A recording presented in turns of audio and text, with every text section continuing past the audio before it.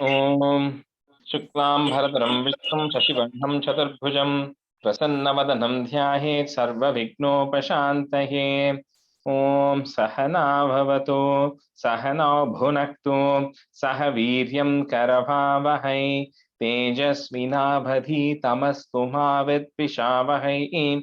Om Shanti Shanti Shantihi.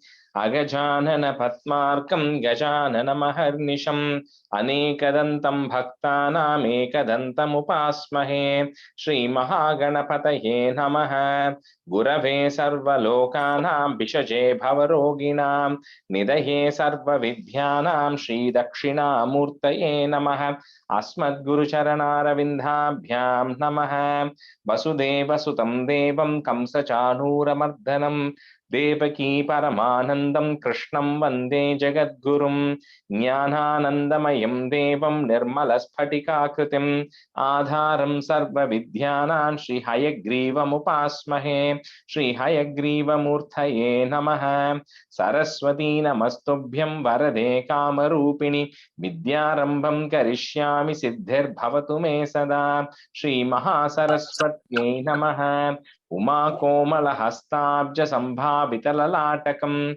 Hiranyakundalam Vande Kumaram Pushkarasrajam Vetrivel Muruganik Har Haro Hara Loka Viryam Mahapujyam Sarvaraksha Vibhum Parvati Hridayanandam Shastaram Pranamamyaham Swami Sharanamayappa Vagarta Viva Sampraktau Vagarta Pratipattahe Jagadah Pitaro Vande Parvati Parameshwaro Shri Parvati Parameshwarabhyam Namaha Komalam Kujayan Venum Shyamaloyam Kumarakah Veda Vedyam Parabrahma Tasmai Shri Gurave Namaha Asmad Guru Charanara Vindhabhyam Namaha Shri Krishna Govinda Hare Murare Shri Natha Narayana Vasudeva Shri Krishna Govinda Hare Murare Shri Natha Narayana Vasudeva Shri Krishna Govinda Hare Murare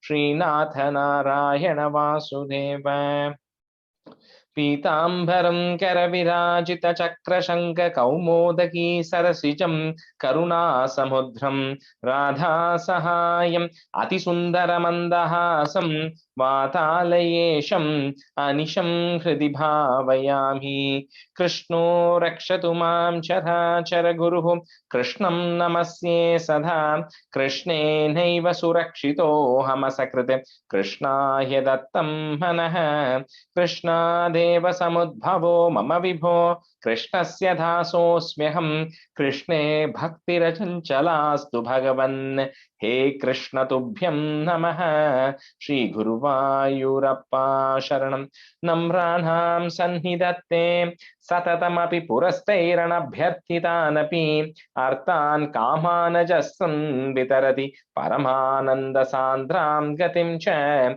Itham Nisheshalabhyo Niravadika Phalah Parijato Hare Tvam Kshudram Tam Shakravati Drumam Abhilashati Vyartamarte Vrajohyam Shri Guruvayurappa Sharanam Shri Bhattapadam Anisham Hridi Bhavayami Vamshi Vibhushitakarat Navaniradabat Pitambarat Arunabimba Phaladharoshtat Purnendu Sundaramukat Aravindanetrat Krishnat Param Kimapi Tattvamaham Najane Kairandum Kupinyan Vindhu Mirakunnu Niraja Lochana Ninodhai Itinu Manyane Kumbidenda Toru Ritiyil Nihenne Palekyanai Krishna Hare Jaya Krishna Hare Jaya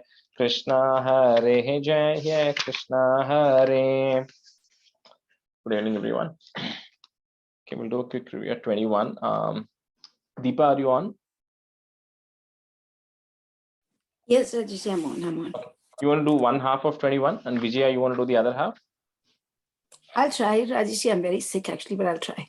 Okay. Cholungo, if you're not able to, then let me know, okay? Okay. And a tune cholra. Madhyodbhave bhuva ilavrita. Okay.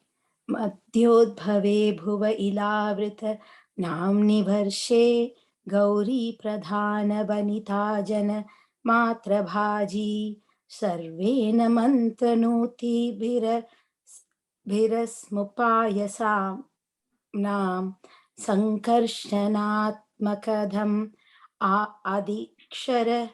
adikshara samshreyatvam. And the third line, samupasyamanam. Last word, samupasyamanam. Okay, keep going. Okay. Bhadrakshanama ilavrita purvavarshe bhadrakshravo rishibhi parinuyamanam kalpantaguda nigamodharana pravinam dhyayami deva hayashi harshantu bhavantam. Hayashirsha tanum bhavantam. Hayashirsha tanum bhavantam. Yeah. Dhyayami dakshine gate harivarsha varshe prahalada mukhya purushe pariveshya manam uttunga shanta dhavala krutimeksha shuddha jnana pradham naraharim bhagavan bhavantam varshe pratichi lalitatmani ketu male leela vishesha lalitasmita shobhanangam lakshmya prajapati sutescha nishyevyamanam angakamava tasyat prakamava. Nishevyamanam, end of the line. Okay. Nishyevyamanam tasyafka priya gritamattanum bhaje tvam. And the last line, tasya priyaya dhritakama tanum bhaje tvam. Tasya priyaya dhritakam Kamatanum. Dhritakamattanum bhaje tvam. Ramye hayudhichi khalu ramya kantim varshe tadak varshanata. Sorry, underline ramyaka namni varshe. Langa. First, ramye hyudichi khalu ramyaka namni varshe.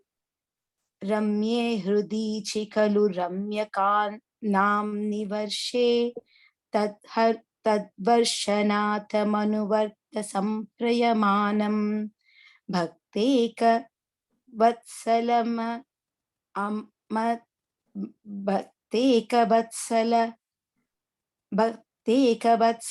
amatastara Amatsara, and that amatsara hritsu. Amatsara hritsu matsya kritim bhuvananatha bhaje bhavantam varshe hiranmaya samahavaya mautrahame mautaraham asina madridruti karmata kamata dangam kamatangam. Yeah. Kamatangam sansevate pitruguna parvaro yarmabhayam. அங்க ச இருக்குல்ல, பிரவரோரிய மாயம். அந்த ச இல்ல, அது வந்து பிரவரோ, அந்த ஆது ஆவோட கண்டினியூஷன் அது. சோ பிரவரோரிய மாயம். பிரவரோரிய மாயம் தம் த்வாம் பஜாமி பகவன் பரிச்சின்மயாத்மான். யாத்மன், இன் மாத்மன். பரிச்சின்மயாத்மன். பரிச்சின்மயாத்மன். Okay, very good. That's okay. I think Vijaya is going to do the other half. Thank you. Kimchotareshu gurushu priyaya taranya संसेवितो महितमन्त्रनुति प्रपेतैः तंष्ट्राक्रकृष्ट कनुपृष्ट करिष्टवर्ष्मा त्वं पाहि विज्ञनुद यज्ञवराहमूर्ते यां यां तिशं भजति किं पुरुषाख्यवर्षे संसेवितो हनुमता दृढभक्तिपाजा सीताभिराम परमात्मुद रूपशाली रामात्महः परिलसन् परिपाहि विष्णो श्रीनारदेन सह पारदखण्डमुख्यैः त्वं साङ्ख्ययोगनुतिभिः समुपास्यमानः आकल्पकालमिह साधुजनाभिरक्षि नारायणो नरसखः परिपाहि भूमन् प्लाक्ष्येर्करुपमयि साल्मल इन्दुरूपं द्वीभे भजन्ति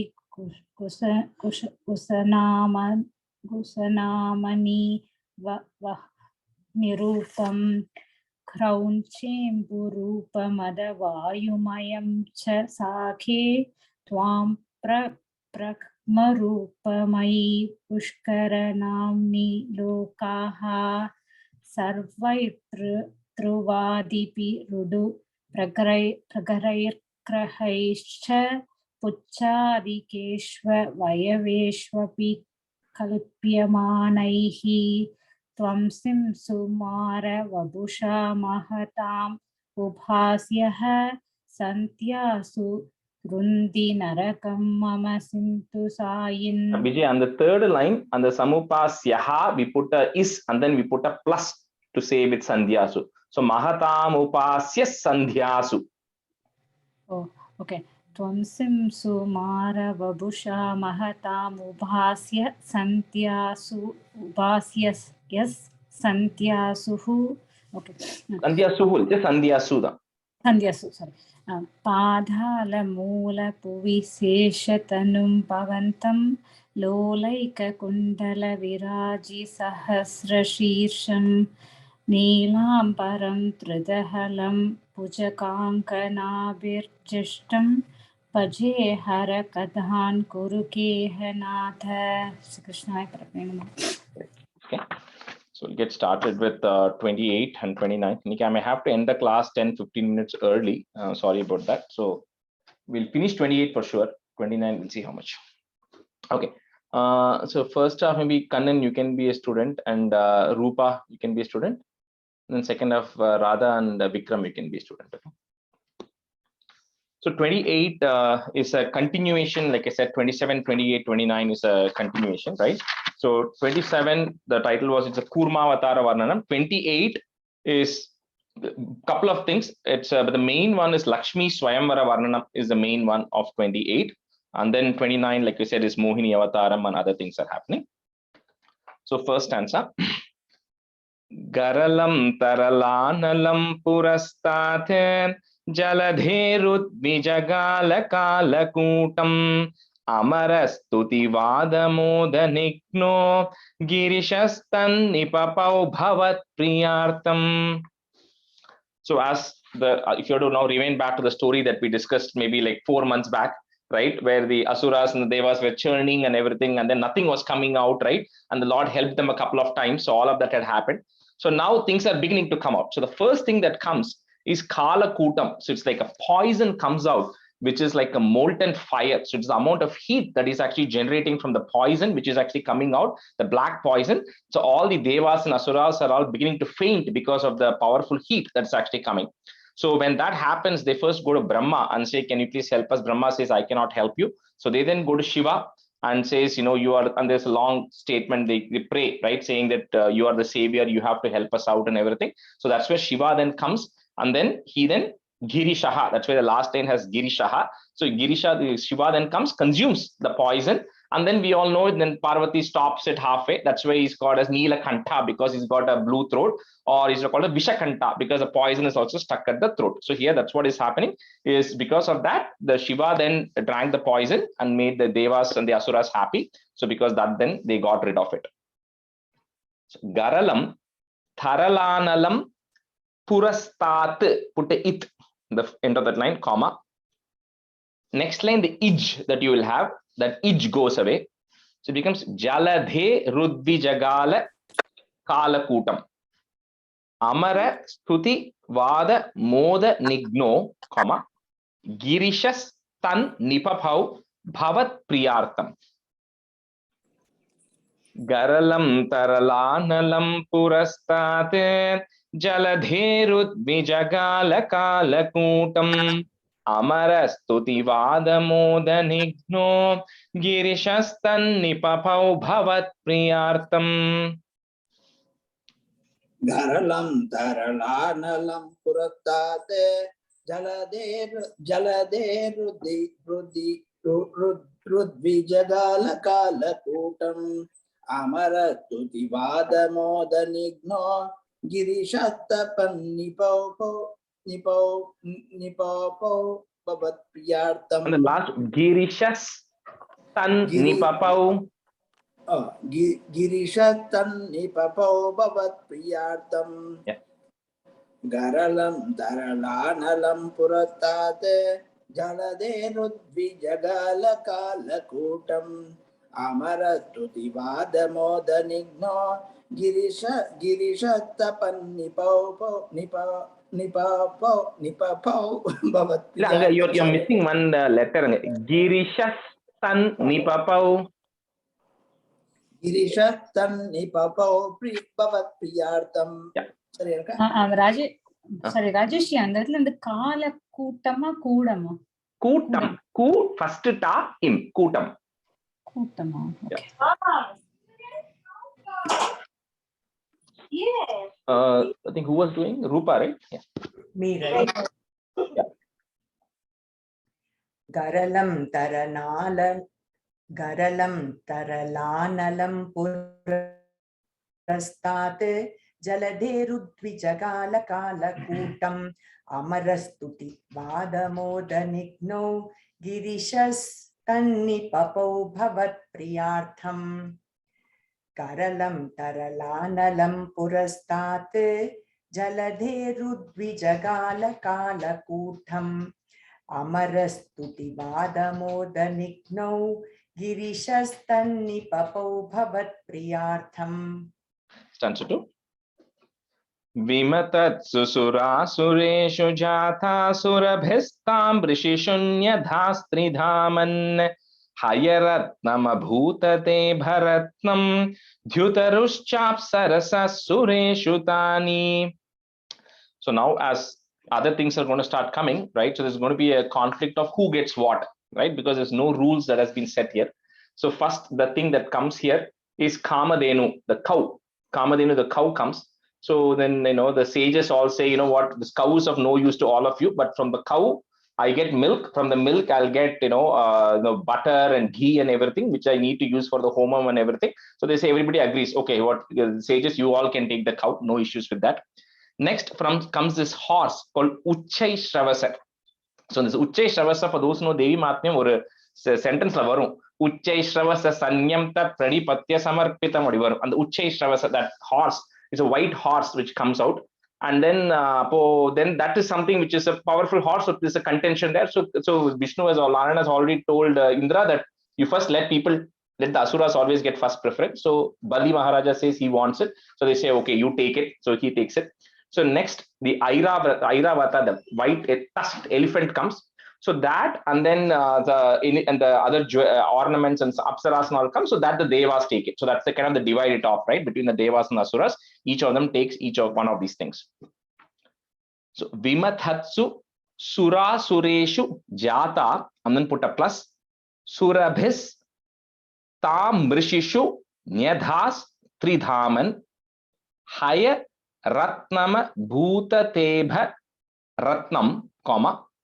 Dhyutarush Chap Sarasaha is a put is चाप्सरसस् सुरेषु तानि बिमतत्सु सुरासुरेषु जाता सुरभिस्तां ऋषिशून्यधा स्त्रिधामन् हयरत्नमभूतते भरत्नं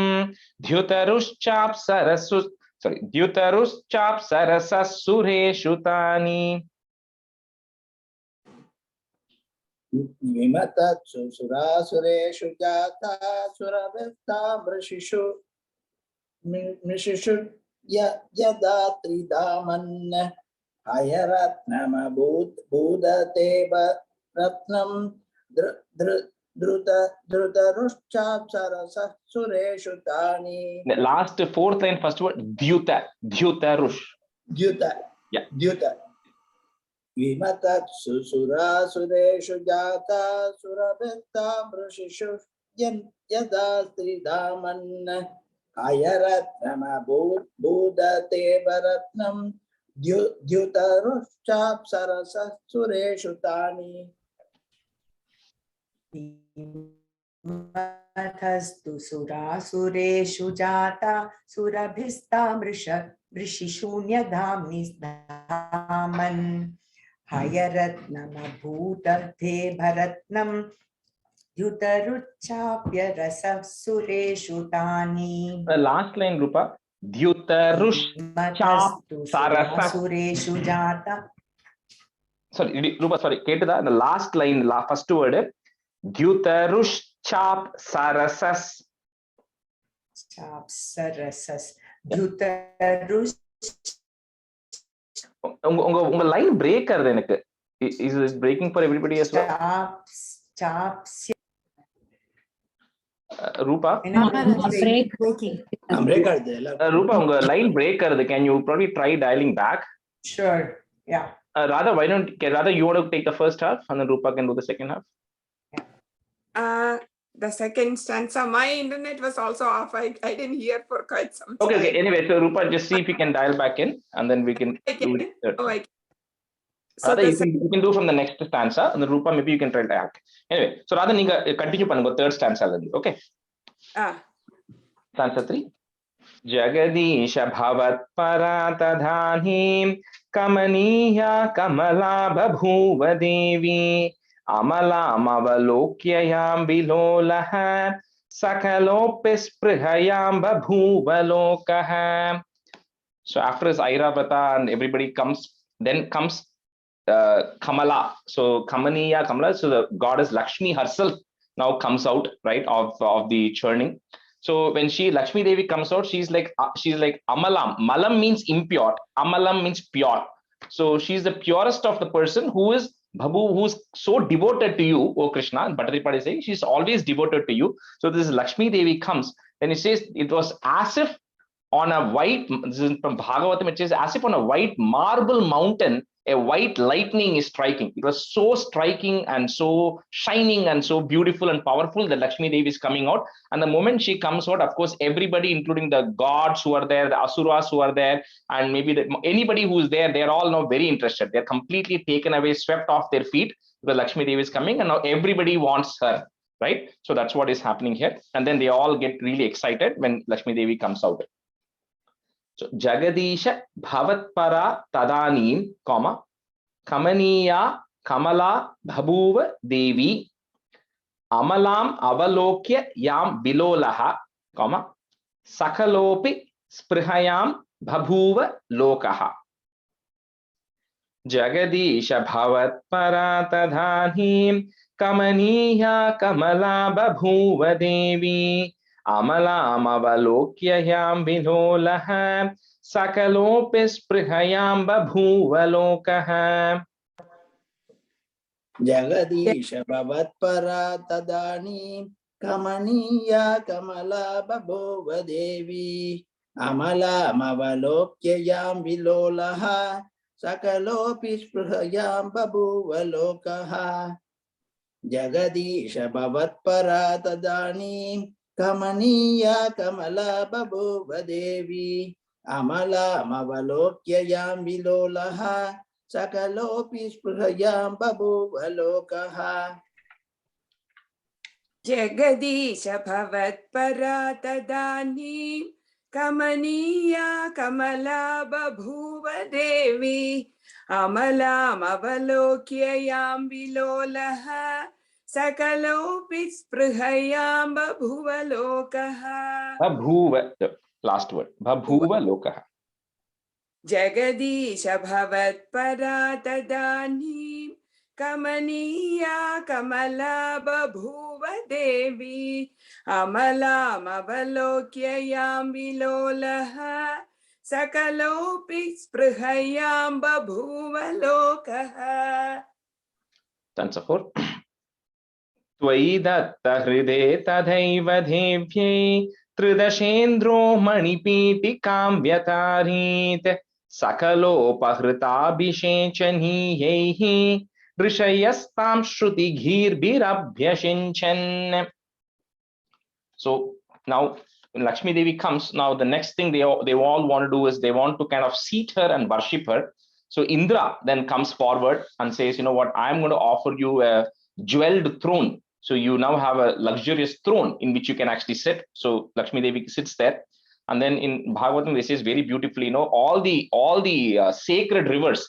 So next the what do you call, the priests who are there, right? They all are going to do Abhishekam next to Lakshmi Devi. So all the other rivers, Ganges and Yamuna and all the rivers are now beginning to come, and they kind of personify themselves into, you know, what you call, in a nice vessel, because they are fighting amongst themselves saying, you know what, you have to put my water on Lakshmi Devi. So Ganges, Yamuna, everybody else is coming.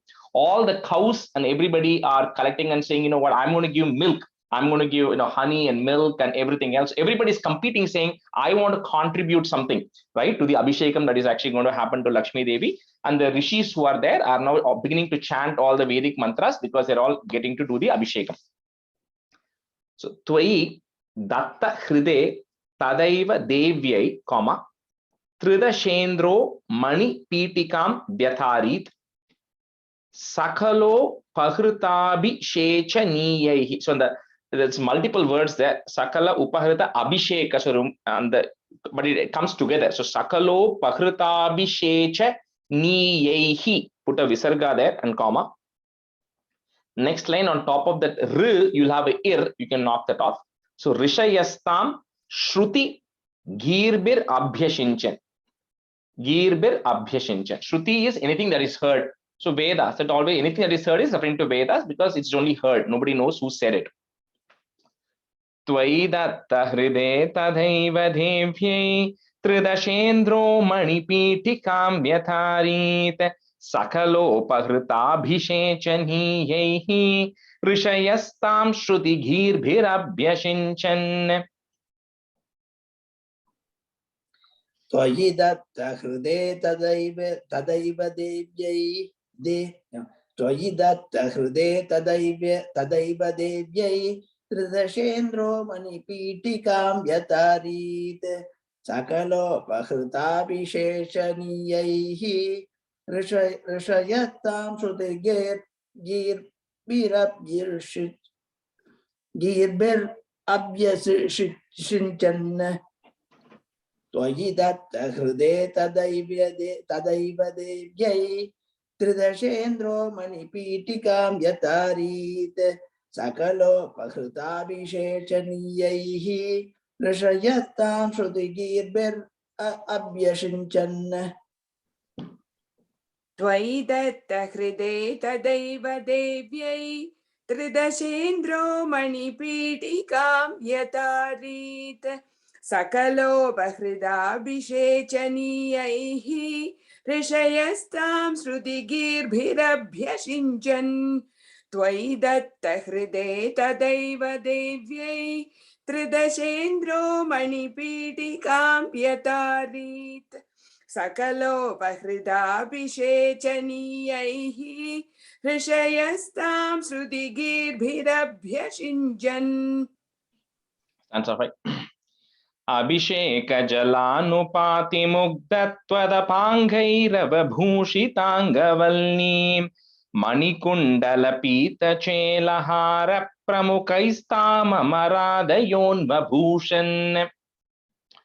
So now the pandits, the sages are now beginning to chant all the Vedic mantras. So like it shows in all of some of the Lakshmi Devi pictures, right? The elephants are coming and pouring water. So all the Ganges, Yamuna water, everything which has come, the elephants have come in all directions and they're pouring water on Lakshmi Devi.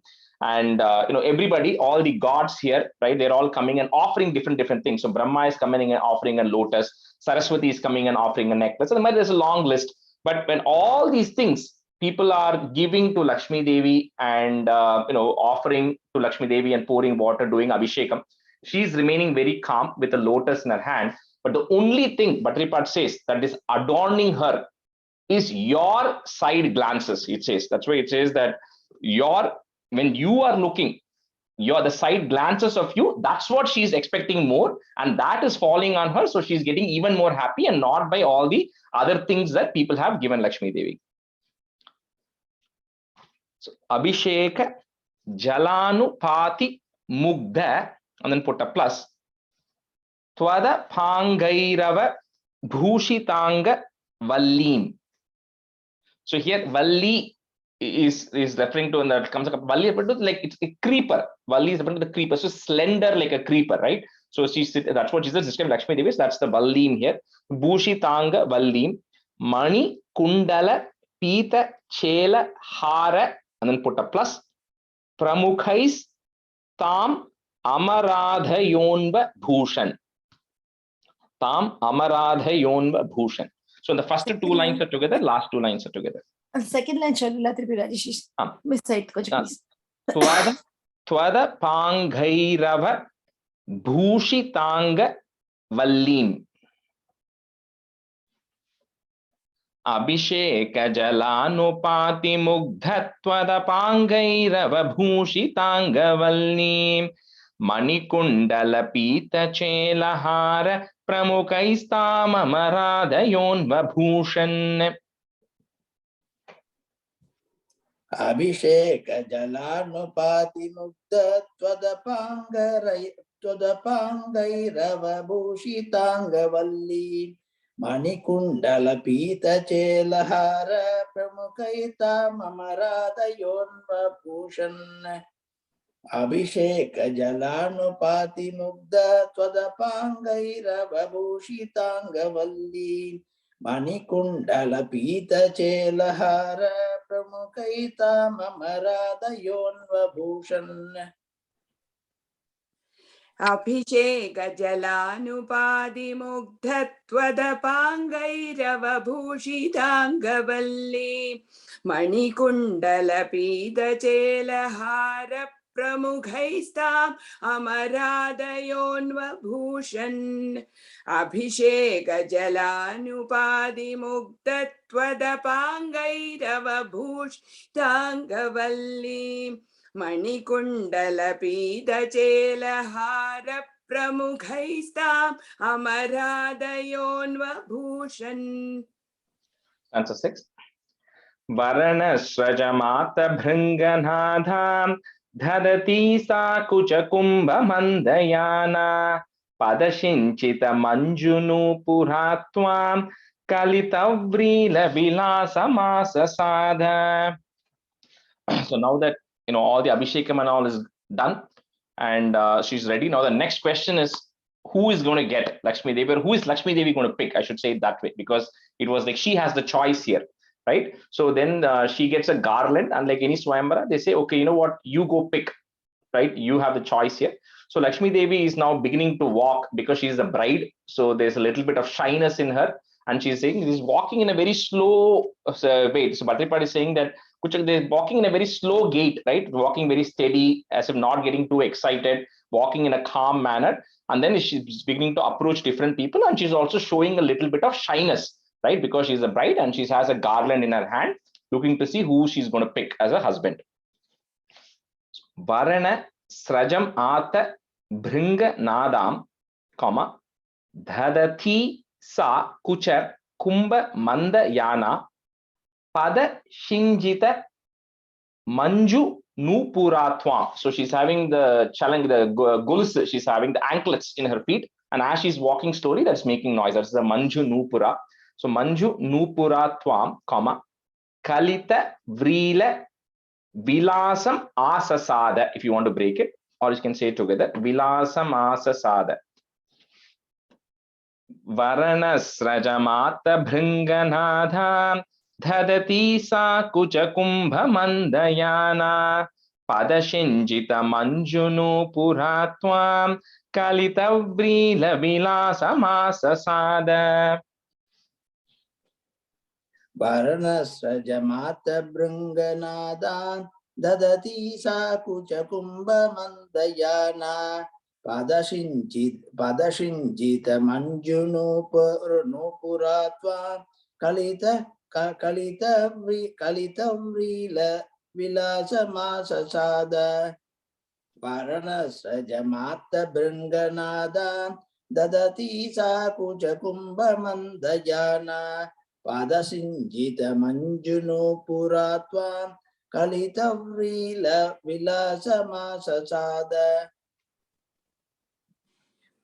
Varanasrajamata bhringanadha dadhati sa kuja kumbhamandayana padasinjida manjunu puratva kalita prila vilasamasasada. Varanasrajamata bhringanadha dadhati sa kuja kumbhamandayana Padasinjida manjunu puratva kalita prila vilasamasasada. Stanza 7.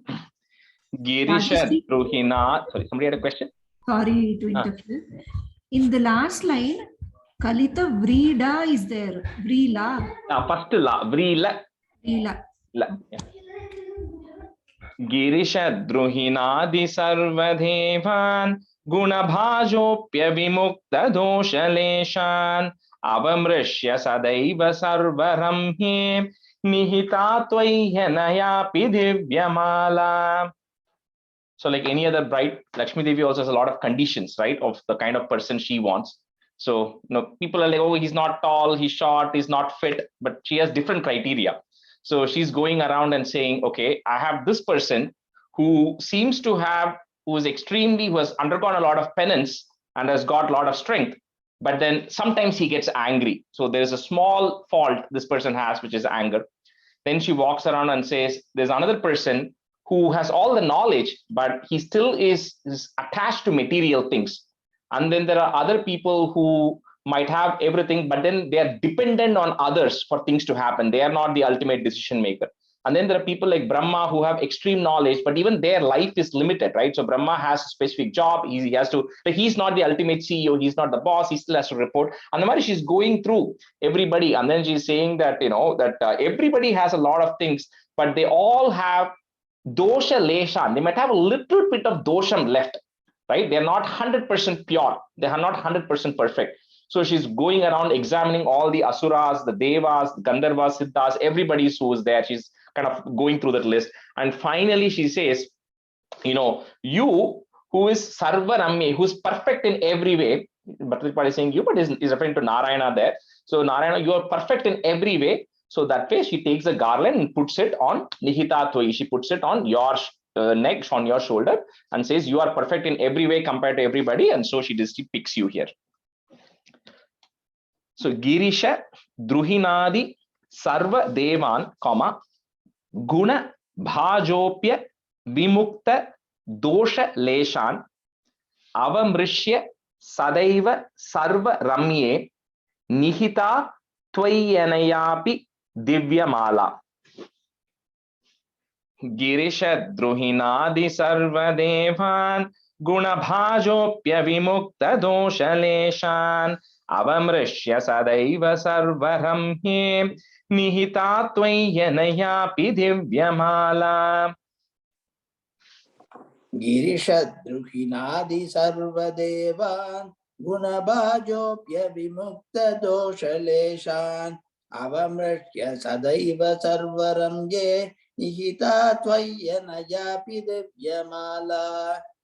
Girisha Druhinadi Sarvadevan Gunabhajopya Vimukta Doshaleshan Avamrishya Sadaiva Sarvaramye nihita tvayyanaya pidivyamala.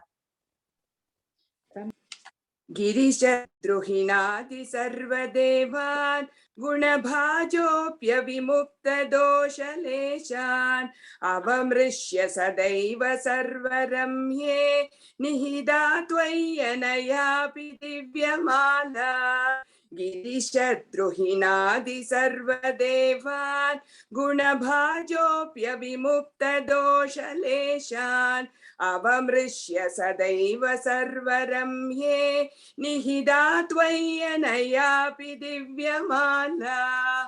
Stanza 8.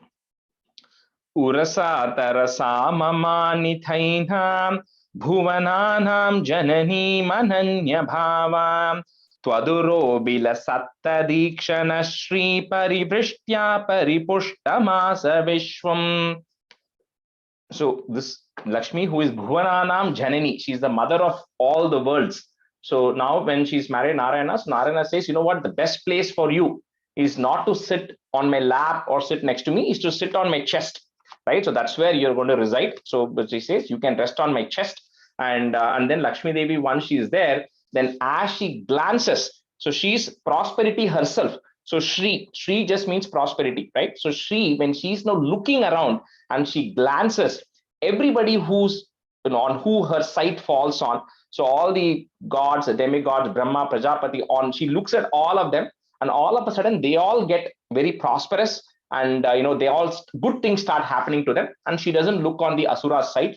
And then by doing this, and she looks, and the entire world, everywhere she looks, becomes even more prosperous. So Vishwam, entire Vishwam becomes Pushtam. Pushtam means prosperity or fullness, right? So everything becomes prosperous.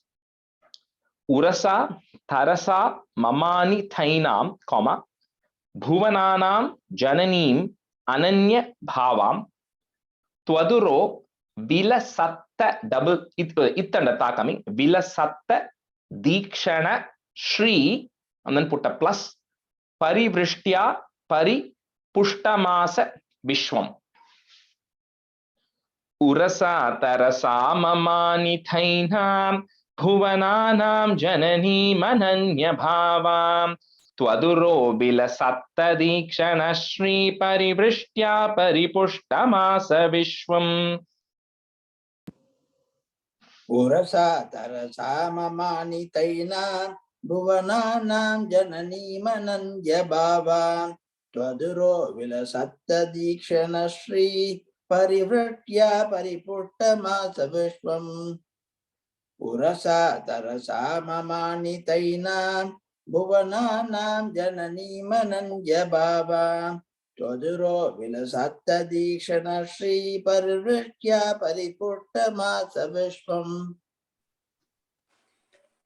Urasa tarasa mamani dhainam bhuvananam janani mananya bhavam twaduro vilasatta dikshana shri parivrishtya paripushtamasa vishwam.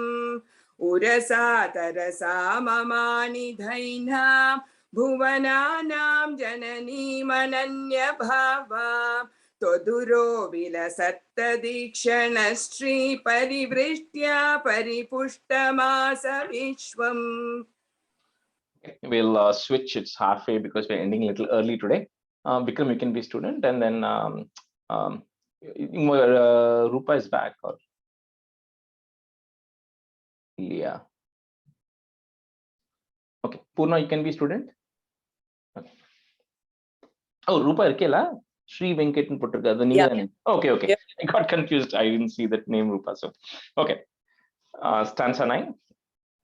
Atimohana vibhrama tadhanim madayanti khalu varuni niragat tamasah padavi madastvamedham ati sammananaya mahasurebhyah.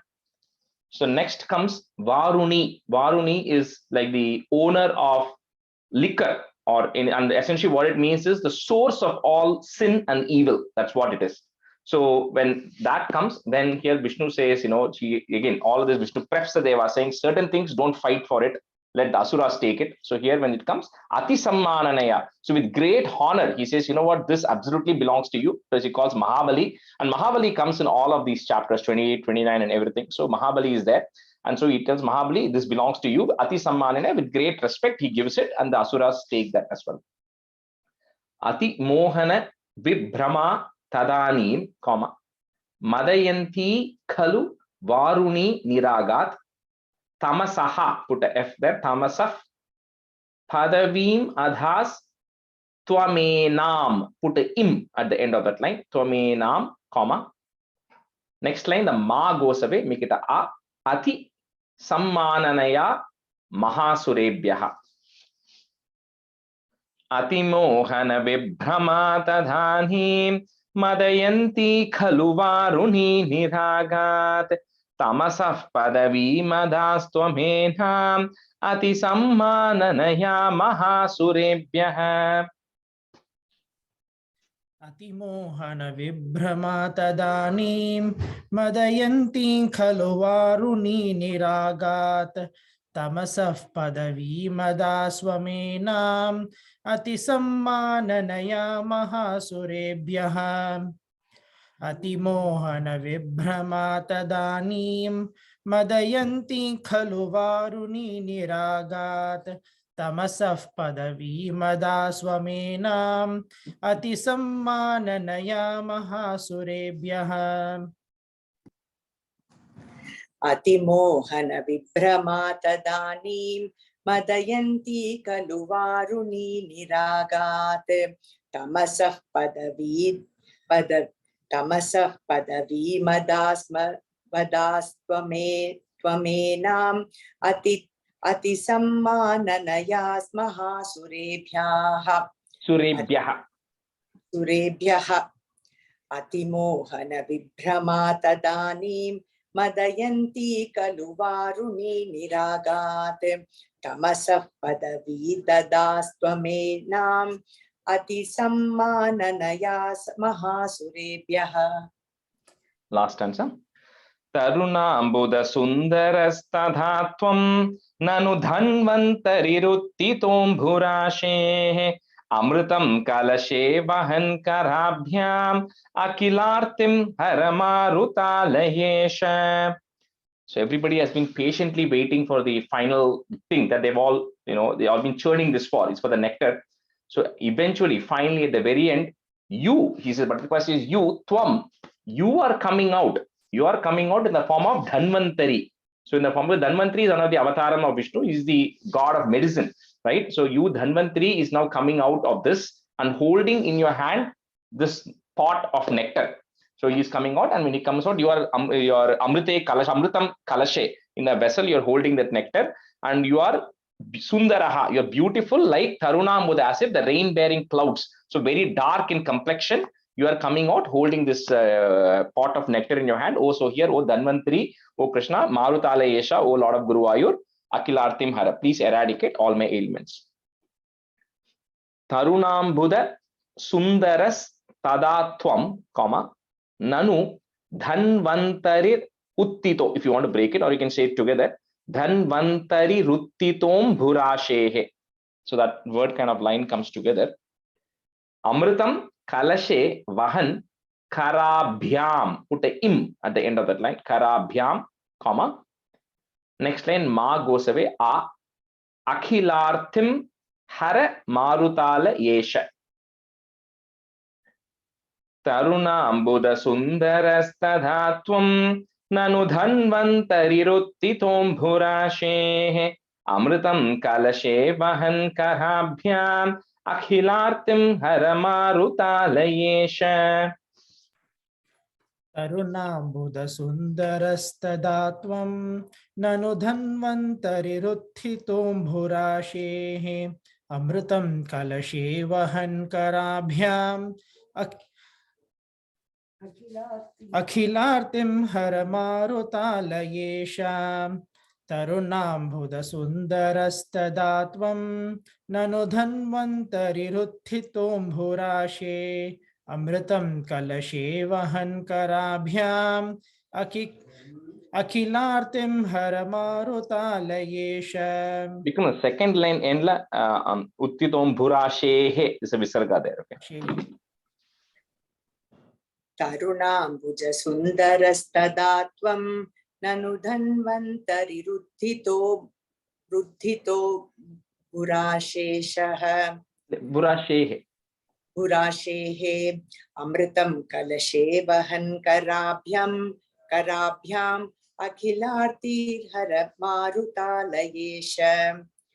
Tarunambuda sundarastadaatvam nanu dhanvantari ruddhitom burashe amritam kalashe vahan karabhyam akhilartir hara marutalayesha. Second line again, the Burashehe visarga irukku, second line Rupa end. Okay, so that completes 28. That was a short chapter. 29. So 29, the description at least says Devanam Amrutopa Labdhi Prakara Varnanam. So Devas getting the Amrutam, or it also Mohini Avataram. Multiple things are coming in here. So stanza 1. Udgachyatastavakarat Amrutam Haratsu Daite Shutana Sharana Nanuni Yathevan Sadyastiro Dhadita Deva Bhavat Prabhavat Udyat Swayutya Kalahaditija Babhuvuhum. So in the word Mohini, right, comes from the root word Maha. Maha means like something like delusion. So something that's a trickery, right? That's what it is. Because so Mohini is essentially means it's a personification of delusion. So it's essentially the whole delusion personified in the form of a person. That's what it means. So here what is happening is, first when Dhanvantari is coming with the pot of nectar, the moment they realize it's nectar, the Asuras, the first thing they do is they go and snatch the nectar off the hands of Dhanvantari. When the Asuras snatch the nectar, the Devas are all very worried, saying, you know what, we've been waiting all this time. Now the nectar has come and the Asuras have taken it, right? So they of course go to Narayana and say, you have to help us out. So he says, don't worry, I will help you out. So, you know, the Asuras are going to fight amongst themselves, and then I'm going to come and then help you out. And he says, and then that's exactly what happens. The Asuras then start fighting amongst themselves, saying, who needs to drink that nectar first? So amongst them, they are beginning to have that quarrel right now.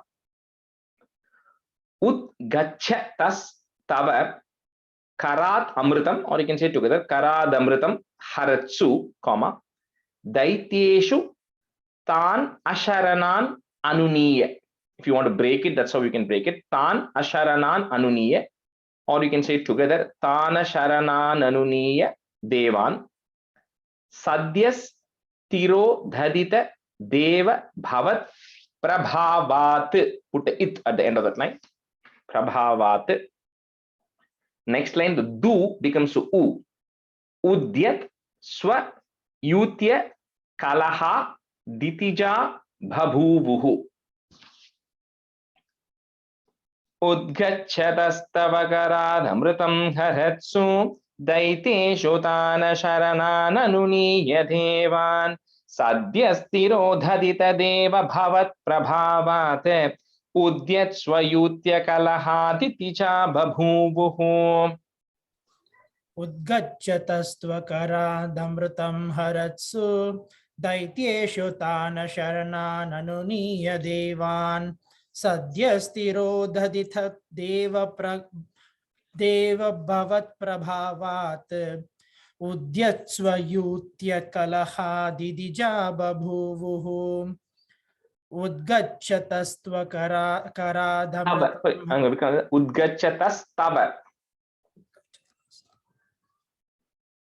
Udgachyatastavakarad haratsu daityeshu tana sharanananuniya devan sadyastiro dhadita deva bhavat prabhavat udyat svayutya kalahaditija babhuvuhu. Udgachyatastavakarad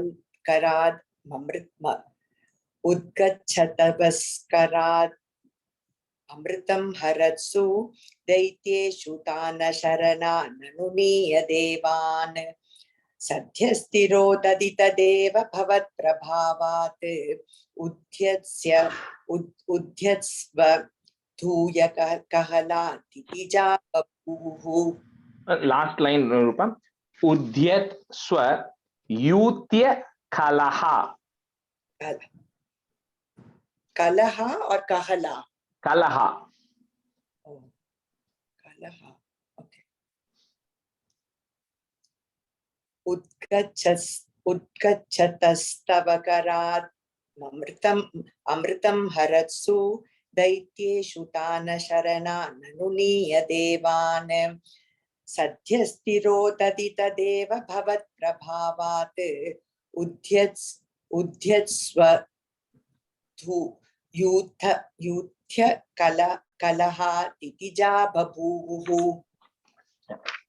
Answer to. Shyamham ruchapi vayasapi tanum tadhanim praptosi tunga kucha mandala bhanguram tvam piyusha kumbha kalaham parimuchya sarve trishna kulah pratiyayustvaduroja kumbhe. So anytime, like I said in this 27, 28, 29, anytime there has been a problem, then Narayana takes a different avataram or comes to help in some form or other. If you think right from the beginning of lifting the Mandara mountain to coming to the form of a tortoise, lifting the thing up, and then everything he's been helping. So similarly here, he now takes the form of a female, right? So female, he comes, and here this Mohini, in this, the way she's looking, is Shyama. She is very beautiful, right? And the color is, again, all of these are dark colors. She's like, this is like a black lotus, right? So she's looking extremely pretty and black lotus. And here, so Vayasapi, and then the Shamam Ruchapi Vayasapi. So just be looking at her at that age, because she's a young female, and looking at her, all the asuras are now completely detached away from the nectar. So they completely forgotten the nectar, and they want to now go after her. And they start now beginning to approach you in the sense approaching Mohini, and they start quarreling among themselves as to who needs to get Mohini, and by doing that they are now beginning to abandon the nectar that they had in their hand. So Shyamam Ruchapi, I think in some books it says Vachasapi, okay, but you can change this to Vayasapi if you have it. Essentially what it is, essentially Rucha is complexion, and Vayasa is the age. So kind of she's beautiful in age and complexion, everything. So it doesn't matter anyway. So change it to Vayasapi if you have Vachasapi. Tanum tadanim, comma, praptosi tunga kucha mandala bhanguram tvam piyusha kumbha kalaham parimuchya sarve, comma, trishna kulaha, is that put a F, trishna kulaf pratiyayus tvaduroja kumbhe. Shyamam ruchapi vayasapi tanum tadhanim praptosi tunga kucha mandala bhanguram tvam piyusha kumbha kalaham parimuchya sarve trishna kulah pratiyayustvaduroja kumbhe. Shyamam ruchapi vayasapi tanum tadanim praptosi tunga kucha mandala bangurantvam piyusha kumbha kalaham parimuchya sarve trishna kulaf pratiyayustvaduroja kumbhe. Shyamam ruchapi vayasapi tanum tadanim praptosi tunga kucha mandala bangurantvam piyusha kumbha kalaham parimuchya sarve trishna kulaf pratiyayustvaduroja kumbhe.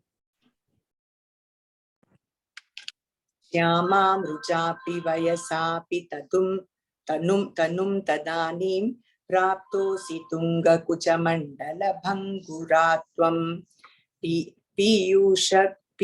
piyusha kumbha kalaham parimuchya sarve trishna kula pratiyayustvaduroja kumbhe.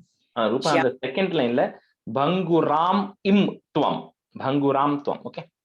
Bhanguram tvam. Yeah. Shyamam ruchapi vayasapi tanum tadanim प्राप्तोऽसि तुङ्गकुचमण्डलभङ्गुरां त्वं पीयूषकुम्भकलहं परिमुच्य सर्वे तृष्णाकुलाः प्रतिययुस्त्वदुरोजकुम्भे. Answer 3. Ka tvam mrigakshi vibhajasva sudhamimamiti arudharaga vivashana biyachatomune vishwasyate maikatam kulatasmi dhaityaha ityalapannapi suvishwasita nathanihi. These asuras are going and telling her, no, mrigakshi means one who has eyes of a deer, like a doe-eyed person. Yes, you are like, who are you? Khatun, who are you? I've never seen you before here. And, we want to know, first of all, who you are, what is your name and everything. And then the asuras say that, look, we are all brothers, the asuras, right? We say we are all very close-knit.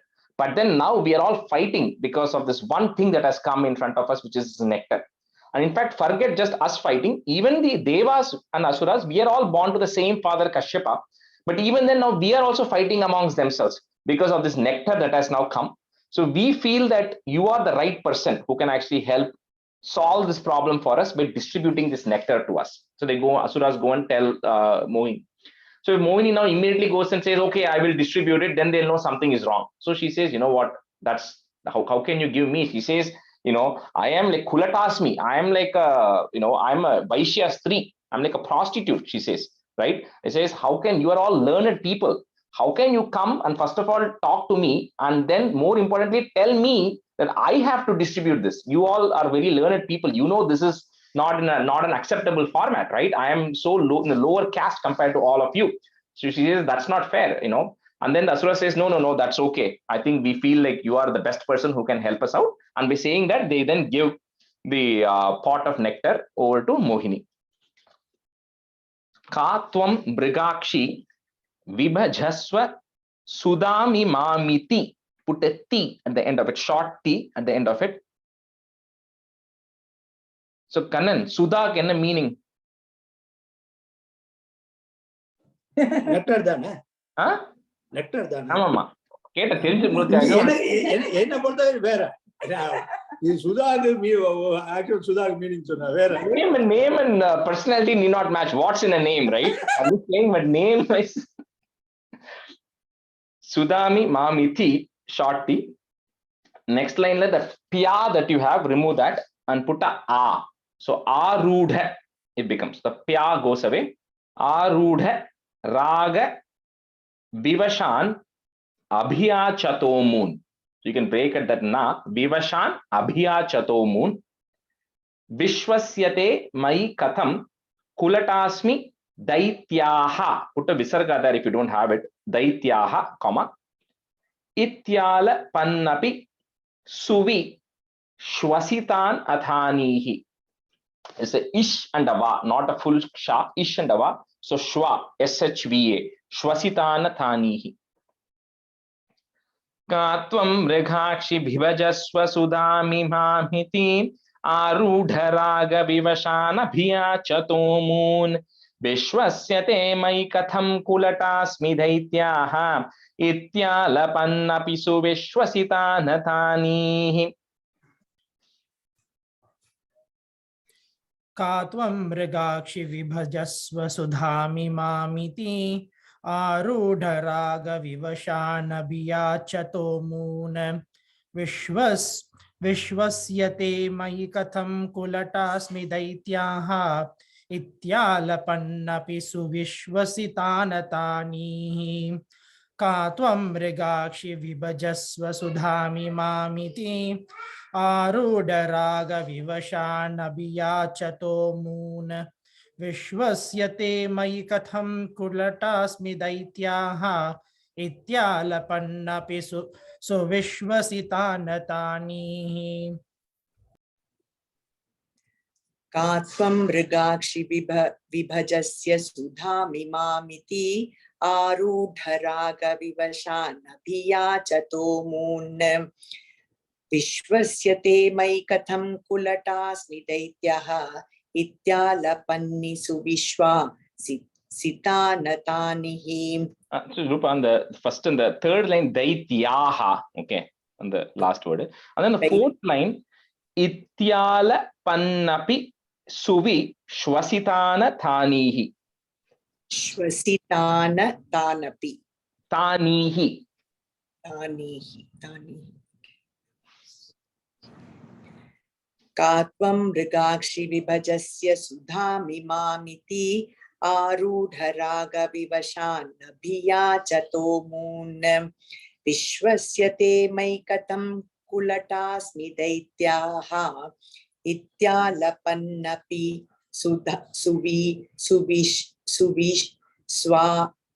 Swasitan, yeah. Swasitanatanihi. Yeah. And the first line, third word, vibhajasva. I think you're saying vibhajasya, you're saying. So ba there. Vibhajasva. Yeah. Stanza 4. Modhat sudha kalashameshu dadatsu satvam dushcheshtitam mama sahadvamiti bruvana pankti prabheda viniveshita devadhaitya leela vilasa gatibhis samada sudhamtam. So now when they say, you know what, that's fine, you still give the nectar. So Mohini says, you know what, okay, I'm willing to take the responsibility, but then I'm not an expert in distribution. So there may be some mistakes I may commit. So you should not come and blame me later. So I will try to do my best. And they say, you know what, that's totally fine. We trust you, right? We'll listen to whatever you say. So then they all, Asuras and Devas, they all get ready, right? Because now they're going to, it's like consuming a prasadam. So they all, the priests who are there tell them all the things that needs to be followed. They all get ready and everything. And then she says, Pankti, she makes them sit in rows. So in Tamil, we say Pandi, when you're going to eat lunch, right? So the Pankti is the word here, which says sitting in rows. So she makes them sit in rows. So one couple of rows or one rows of Asuras, and then one side, all the Devas are sitting. And then Mohini is then carrying this pot of nectar in her hand, and then she continues to keep an eye on the Asuras. That way they keep looking at her, and they are so so captivated with her that they forget everything else, right? So she continued staring at her or just looking at them and kind of keep their attention on. So Modat Sudha Kalashameshu Dadatsu Satvam, Dushcheshtitam Mama Sahadvamiti Bruvana, Sahadvam iti Bruvana, if you want to break it. Pankti Prabheda Viniveshita Deva Daitya, Leela Vilasa Gatibihi, is there, put a is, Gatibis, again, Samadaha, is there, put a is again, Samadas, Sudam Tham. Modat Sudha Kalashameshu Dadatsu Satvam Dushcheshtitam Mama Sahadvamiti Bruvana Pankti Prabheda Viniveshita Deva Daitya Leela Vilasa Gatibhis Samada Sudham Tam. Modat Sudha Kalashameshu Dadatsu Satvam Dushcheshtitam Mama Sahadvamiti Bruvana Pankti Prabheda Viniveshita Deva Daitya Leela Vilasa Gatibhis Samada Sudam Tam. Modat Sudha Kalashameshu Dadatsu Satvam Dushcheshtitam Mama Sahadvamiti Bruvana Pankti Prabheda Viniveshita Deva Daitya Leela Vilasa Gatibhis Samada Sudham Tam.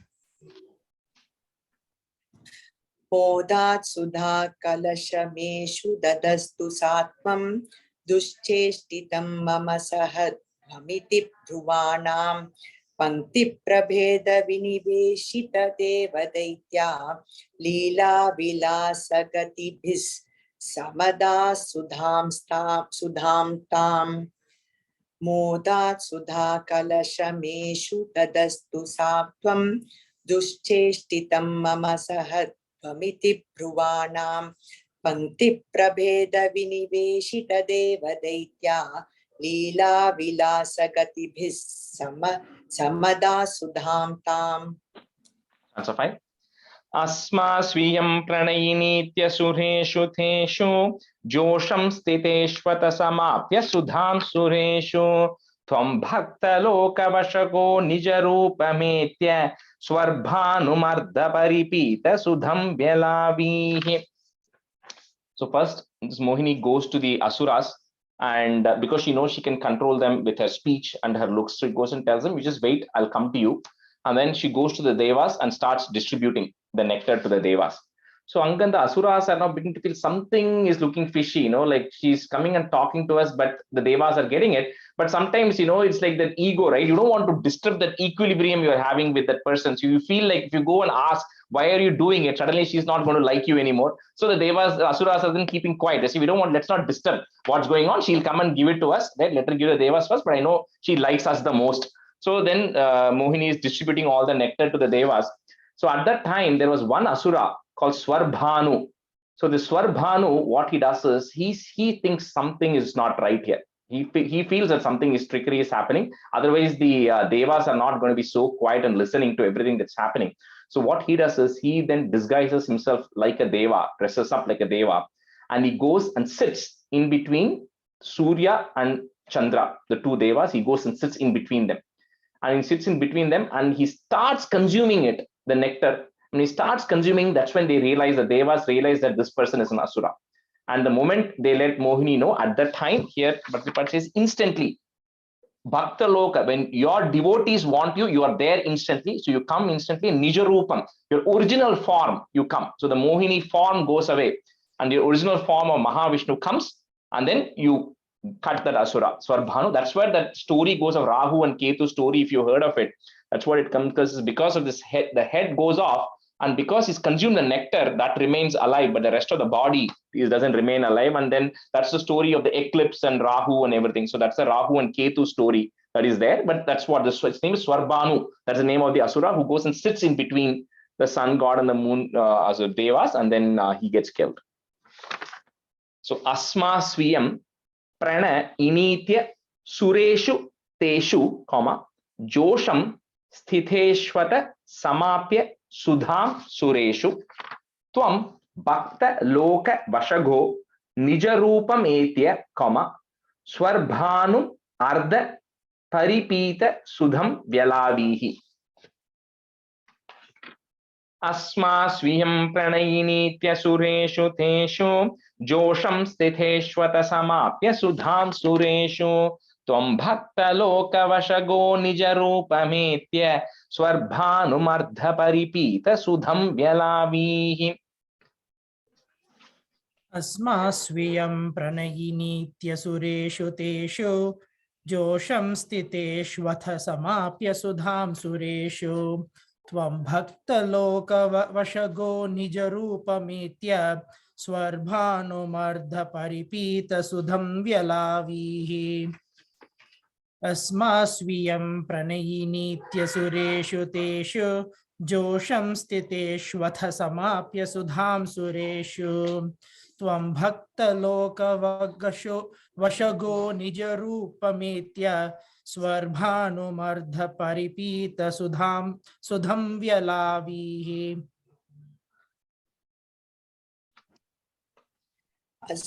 Asma Swiyam Pranayinitya Sureshu Teshu Josham Sthiteshwata Samapya Sudham Sureshu Tvam Bhakta Loka Vashago Nijarupyametya Swarbhanumardha Paripita Sudham Vyalavihi. Rupan, the third line, last word, Nija Rupam Etya. Nijarupametya. Yeah. Asma Swiyam Pranayinitya Sureshu Teshu Josham Sthiteshwata Samapya Sudham Sureshu Tvam Bhakta Loka Vashago Nijarupametya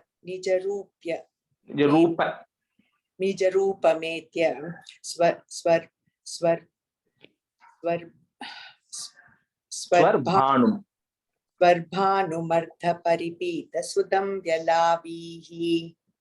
We'll stop here today. श्रीकृष्णाय परब्रह्मणे नमः।